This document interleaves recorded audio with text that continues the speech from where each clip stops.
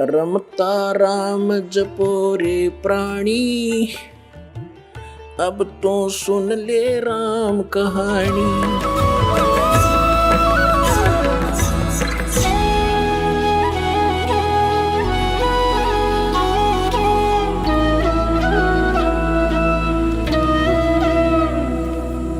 और ये परहेज कौन कौन से हैं? जैसे तम्बाकू, शराब और भाई ये और बकवाद, रिश्वतखोरी, लूटा खसोटी, मिलावट, तम्बाकू, मांस, ये शराब, ये प्रयोग नहीं करना चाहिए।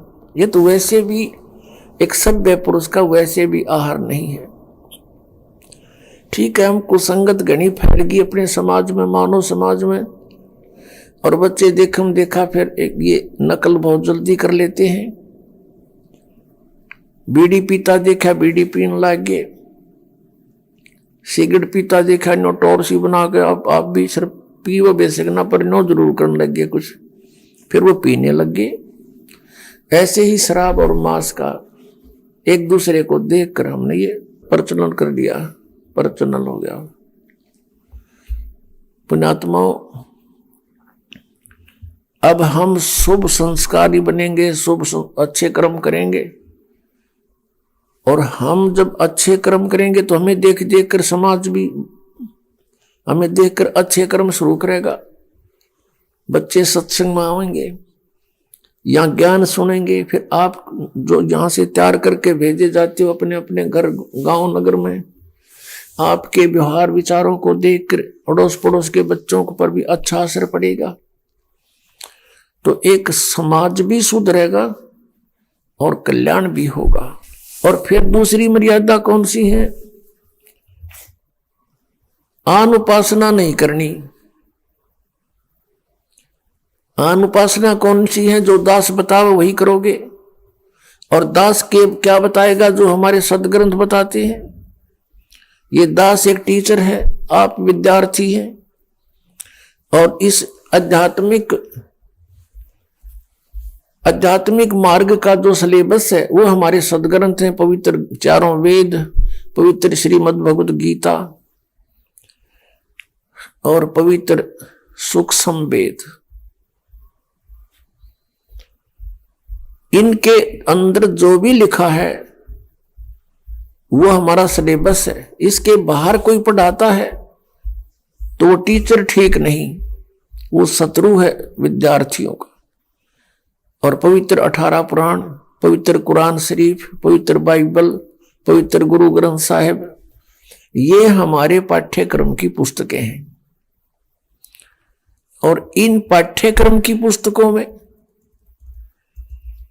जो ज्ञान सीधा परमात्मा ने दिया है केवल वही स्वीकार्य है। और फिर जिनको परमात्मा आकर प्राप्त हुए अपने विधान अनुसार, उन नेक आत्माओं को, और उन्होंने जो परमात्मा परमेश्वर को देखा सचखंड में, सतलोक में, और फिर सब स्थिति से वो परिचित हुए, उन्होंने फिर जो ज्ञान अपनी अमृतवाणी में लिखा है वो ज्ञान हमें मान्य है। उसके साथ साथ जैसे 18 पुराण ये सहयोगी ज्ञान है सृष्टि रचना को समझने के लिए। बाकी 18 पुराणों का इस भक्ति मार्ग में कोई योगदान नहीं है। भक्ति मार्ग में योगदान है पवित्र गीता जी, पवित्र 5 वेद, 4 वेद तो आपके सामने है, वेल नोन है, और 5वां जो सच्चिदानंद ब्रह्म की वाणी उन्होंने खुद अपने मुख से आकर बोला है और यहां आकर रहे हैं, वो वाणी ये है हमारे भक्ति के मार्ग के सदग्रंथ।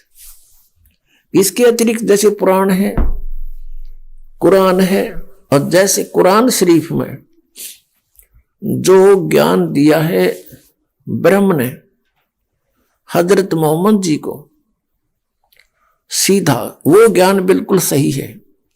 उसके अतिरिक्त किसी फरिश्ते ने प्रवेश करके बोला है तो फरिश्ते की आदेश हमें स्वीकार्य नहीं, केवल परमात्मा का जो ज्ञान है वही हमें स्वीकार्य है। जैसे पुराणों के अंदर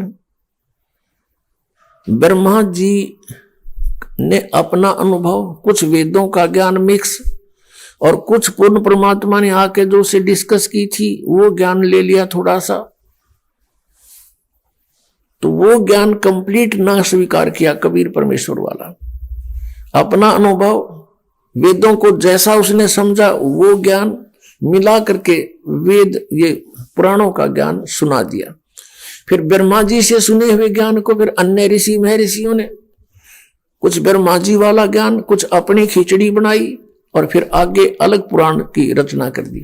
इस तरह ये 18 विभाग हो गए।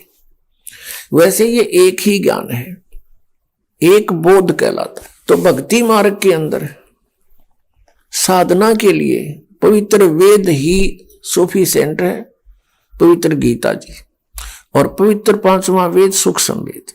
और वो पवित्र वाणी जो सदग्रंथ, जो महापुरुषों ने परमात्मा को जाना, परमात्मा का साक्षात्कार हुआ, सतलोक को देखा, उनका जो विधि उन्होंने अपनाई भक्ति की, वही हमने अपनानी पड़ेगी। और तभी हम इस भक्ति मार्ग में सफल होंगे। इसके अतिरिक्त वे ऑफ वर्शिप यानी पूजा की विधि हमने पुराणों से नहीं लेनी है, हमने और किसी से नहीं ग्रहण करनी है, केवल वेदों से ग्रहण करनी है।